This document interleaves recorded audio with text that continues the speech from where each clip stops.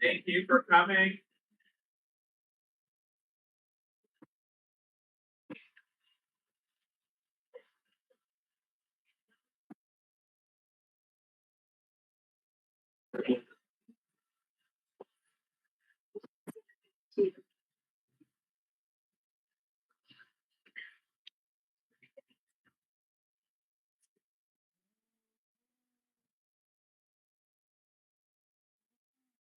The person I have the honor of introducing is Taylor Miltenberger.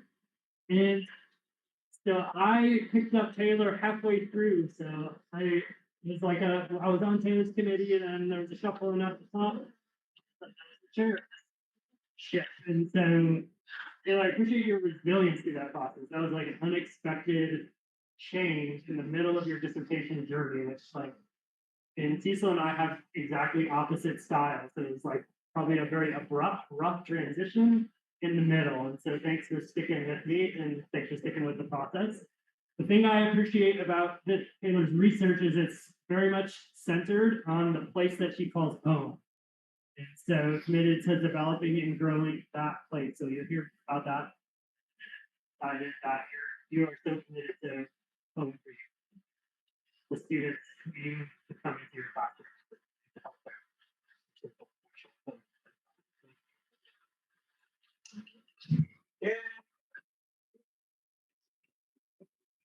Well, thank you for stepping up when I needed you, and Kimberly for stepping up to be a committee member, and Cecil, thanks for coming, and Andy being there since the beginning and representing West Virginia with me.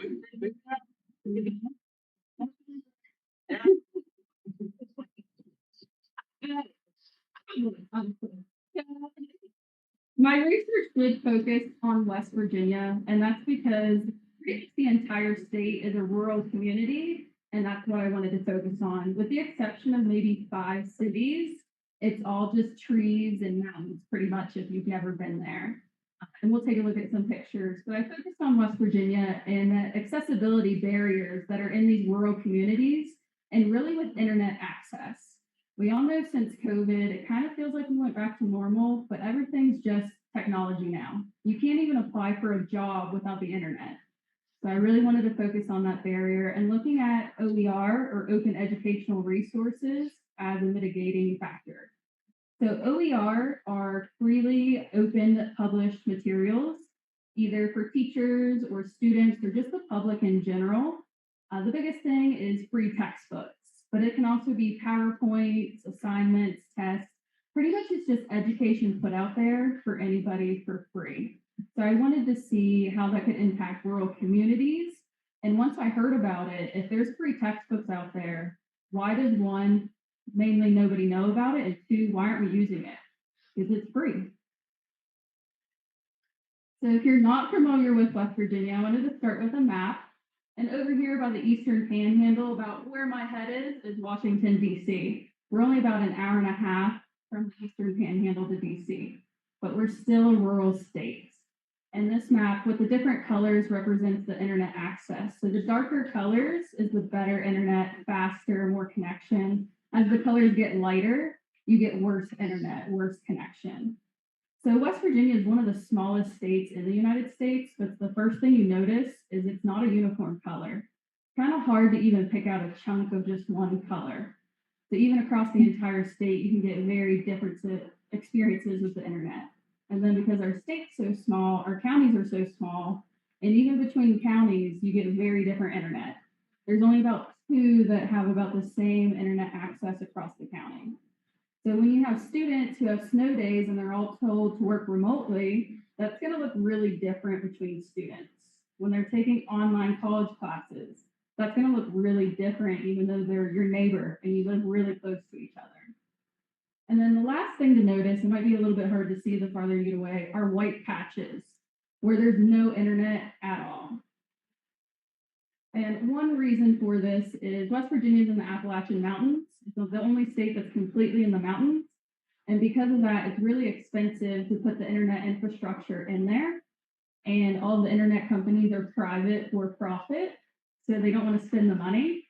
And because there's a low population density, it's not worth it to put it in. They're not going to make their money back. So there's nobody going in and putting the internet in these communities.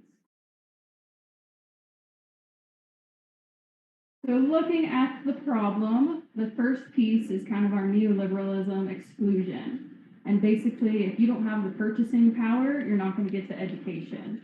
It's really turned into capitalism, the student's the consumer, and the product's the degree. So there's that barrier right there. And also the fiscal barrier. You know, West Virginia has really high poverty rate, higher than the national average. So the people there don't have the money to purchase the internet, let alone the education, or even go off to get the education.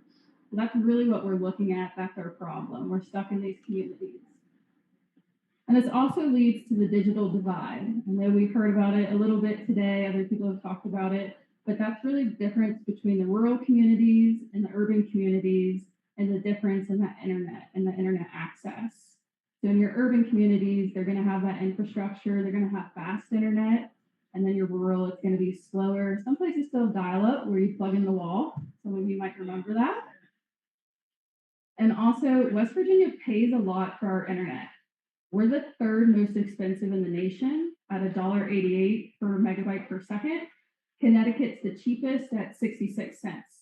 So we pay over $1 more, which doesn't sound like a lot, but everybody sees the gas prices, and $1 is a lot when you're looking at these things. So we have bad infrastructure, bad internet, and we're paying more for it.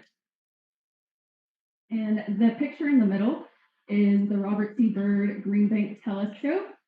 This is a huge telescope out in the mountains. It was actually the first in the world when it was built.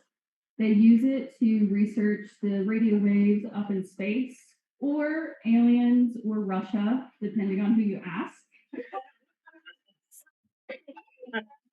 But because of this, they're looking at the waves, there's a national quiet zone around it where the federal government has come in, and over 300 acres in a circumference, they're not allowed to have Wi-Fi. They can maybe have plug-in dial-up internet, but when you drive through this area, because you can drive by it, researchers from all over the world come here to research. Your phone's going to go out, you're going to lose service because they block it. There's no radio, you're not going to be jamming to the radio, it's silence. So not only do we have the financials, we don't have the infrastructure, we have federal regulations that we can't have fast internet or internet at all in some areas. And that brings me to critical geography, which was part of my framework. So regular geography, you're just a point on the map. Critical geography, it's where you're at, kind of determines your level of inequality. I know everyone kind of struggles with internet, but rural West Virginia is going to be different than rural Arizona. So depending on where you're at, determines your level of inequality.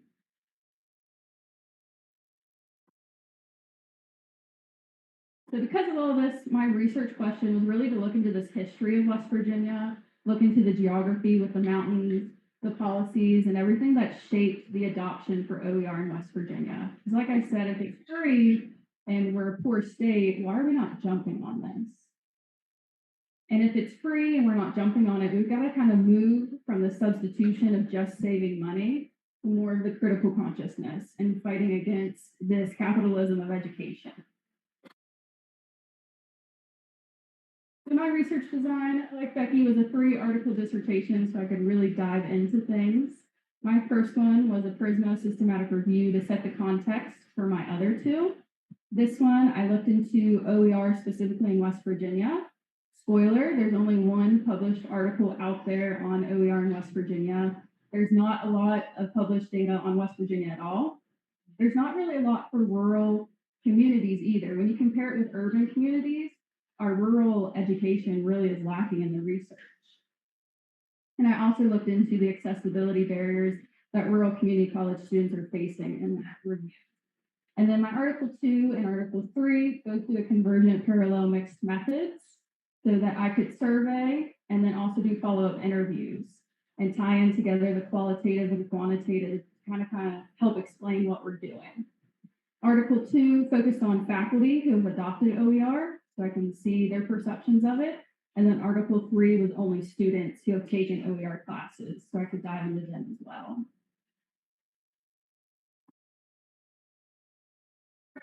Like I said, was looking into OER in West Virginia, not a lot going on there in the published research. But then the accessibility barriers that rural community college students are facing is the information poverty. So how many times do you just Google something or tell somebody to just Google it, or you say, look up a YouTube video? Well, what happens when you can't? What happens when it takes an hour to load like a 5-minute YouTube video? So now we're behind in how quickly we can get information, how up to date the information is. We're just kind of falling behind in the information that's available to us. And then the brain drain cycle. So when you're in a rural community, there's not going to be Princeton, Yale, there's no big universities. If there are community colleges, they're usually farther from the rural communities, so it's a long commute. So this is causing a brain drain where everyone who wants this education is leaving their communities to go and find it. But it also pops up in our skilled workforce is leaving for opportunities as well. And they're not coming back, except for a few of us that return after we leave. So I moved to England and then I came back too. So I always find my way back. And then my second article focused on the faculty. So every single one of them said the hook to get them interested in OER was saving money for the students. But when you really dive into it, it was more of their pedagogical consequences. And that was they didn't want to be the barrier. They said, I don't want to be the reason people don't come to college. I don't want to be the reason they don't take my class. I don't want to be the reason they fail my class because they don't want to buy the $100 textbook. And they had students who refused to buy the textbook, and how the class was set up, they were failing their classes. And one of my faculty said that they had farm students because we're out in rural Appalachia, and they would rather buy feed for their animals than to buy the textbook. And I don't really blame them because I'm going to buy dog food too if they need it. So they started to see that, and they don't want to be the reason why people aren't getting their education. And there was also a shift from this passive teaching to active teaching. So passive teaching with the publishers, they give you everything right there. It's not just the students buying the textbook, but they give the instructor PowerPoints, assignments, tests, basically give them the entire class and say, just put the grades in the grade book. And my faculty admitted that they weren't even looking at the assignments to see what students were doing. They were just putting the grades in. So this is very passive teaching. But once they switched to OER, it was more work, but it was more active teaching. They were going and finding the resources, getting excited about it, and then presenting it to their students. So it was more engaging for everybody too. They could really curate it so that students, it related to their major and where we live, because it's super cool to learn about the wolves in Yellowstone and how it's impacting the ecosystem. But my students in West Virginia who are never going to be to Yellowstone don't really care at all. So I saw this big shift from passive teaching to active teaching. So there are some issues with OER, like everything. One of the big things is usually with faculty who are adopting it, it's just more work because there's nothing right now that's packaged like the publishers to just hand it to them. They have to go and get the textbook from this resource, create their own assignment, get a test bank from this resource. So they have to go and find it, create it, and pull it all together. So it is more work for the faculty at the beginning. And also the technical know-how. If it is a packaged class, they cited that it was harder to use because they didn't know how to use the OER material.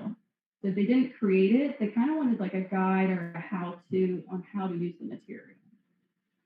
But the good thing about OER is it's freely open license, and a lot of time you can adapt it, remix it, and put it back out there. So then you could create offline formats like PDFs where people could go to Wi-Fi hotspots, whether it's the college, public library, McDonald's, could download the PDF, and then they could have it at home when the internet's not very good or they don't have any internet. I must have said the magical word. So Article 3 focused in on the students, and the one big finding was they used the OER material a lot more than the purchased material. So when they had classes where they had to purchase a textbook or purchase a homework site, they begrudgingly used it, and they only used it when they had to. With OER, they said they'd have the assignment up, have the OER resources, and use it at the same time. And they love that OER kind of took away the bells and the whistles that the publishers have, because they just want nitty gritty. But they could also do cool things, like they could highlight the OER material, take notes in it, online flashcards. They love the searchability to look up words and find it quickly when working on assignments. So that really showed that they use that material a lot more. The other thing that I wasn't expecting was the gender differences. And the female students were more likely to be interested to sign up for OER classes in the future than my male students. So this could be a potential factor to get more female students into education and a retention factor as well, so they can get to graduation. So another theme that appeared with the students called it spotty areas, because they could tell me exactly which mountainside, which valley, which holler didn't have internet, which ones did, and if a storm was coming, depending on how severe the storm was, where was going to lose the internet and who was going to still have it. But they all said they had good internet, even though they all lost internet probably at least once a week. And during my follow-up interviews, we used Zoom, and every single one had issues with the internet. Lagging, freezing. We had to turn off the videos and look at blank screens so we could just hear each other. But they all said, yeah, internet's good. So that really suggests like a silent struggle where it's just normalized and they're just used to struggling. So we're like, oh, it's okay. We'll just pick ourselves up by our bootstraps. It's fine. Everybody else is like this too, when they're not. So even if the resource is free, it doesn't really matter if they can't connect to it, because a lot of OER is online. You can get really cheap books, $10, $15. You can print it, but then you're paying for the paper and the ink, but a lot of it is online. So between all three of the articles, my findings converged on, even though OER can have some issues, it is a big thing for social issue barriers, that it can help with not only the economics, but that day one access.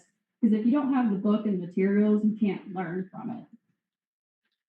The other one is that free is not really negotiable. I found interesting that my students said it didn't matter if it was $10 or $0, they wanted the $0. Even if it was lacking in format, say $10 was colored and the $0 was black and white. They don't want their pictures in color, they want whatever's free. And then the digital divide is not just a policy failure, but a technical one. Because of the high prices in West Virginia, the high poverty levels, the lack of internet infrastructure, the companies not willing to come in, it's everything all together. So the big things going on in West Virginia, everyone relates it to coal mining, of course. And what really relates to coal mining is this digital desert. Where the coal mining is, they didn't invest in any infrastructure, they didn't invest in education. So when the coal mining companies left, because it was no longer profitable, there's really this desert. They're just really far behind. If you go into West Virginia, it is like driving through the pass sometimes. And so we're just marginalizing our rural learners to help support our urban counterparts, because what's happening in West Virginia, all these abstractions, it's not staying in West Virginia, it's going to the cities and everything. The coal doesn't feed West Virginia, it's going and powering somebody else. The timber, the steel, everything's leaving, even the brain drain, even the brains are leaving, and it's just going to that urban capital. So we've got to move beyond this deficit mindset, get more into care ethics and cognitive justice to repair the social fabric. Because right now, culturally, a lot of people are saying education is not worth it. You shouldn't go to college. It's not worth it anymore. But what do you expect when you're just taking the publisher's material and just handing it to the student? You're just the third party, in the middle. We need to get back to teaching and motivating and engaging. So OER is an active resistance against the publishers. There's only 5 main publishers in the United States, so they have a monopoly. So this is your way to stick it to the man.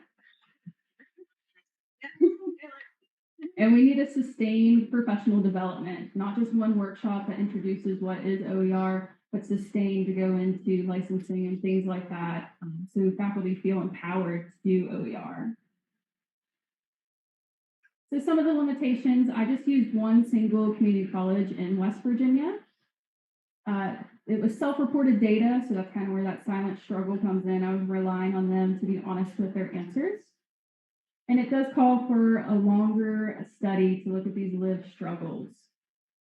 So OER has been around, coined for about 20 years, but it really needs to be studied more long-term and those effects.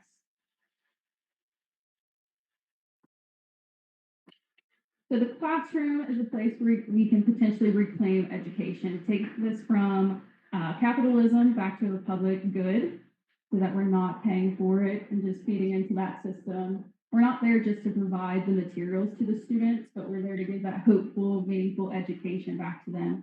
It was really interesting when my faculty spoke about OER. Yes, it was a lot of work, but you could see that it brought their spark back for education. Even my teachers that have been teaching for 20 years, you could see it in their eyes and their face, like they just loved it.